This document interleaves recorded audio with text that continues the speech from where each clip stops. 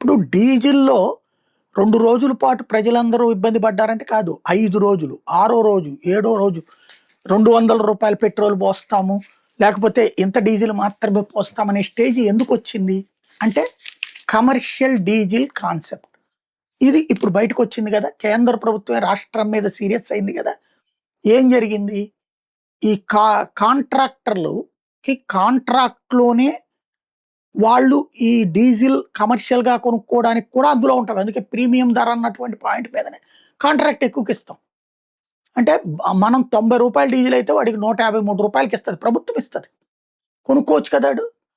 అలా గాకుండా వాడికి రూ. 153 కాంట్రాక్ట్ డబ్బులు ఇచ్చేస్తూ, రెండో పక్కన వాడు మామూలు డీజిల్ పెట్రోల్ బంకుల్లో పోయించుకోవచ్చు అని చెప్పి రాష్ట్ర ప్రభుత్వం ఇవ్వడం వల్ల కదా ఇప్పుడు లక్షల లీటర్లు వాళ్ళు తీసుకుంటే డీజిల్ ఇక్కడ కొరత ఏర్పడినటువంటి పరిస్థితి. కేంద్రం అదే చెప్పి అసలు అట్టెట్టిస్తారు అని అడగబట్టినే కదా ఇప్పుడు ఆగింది.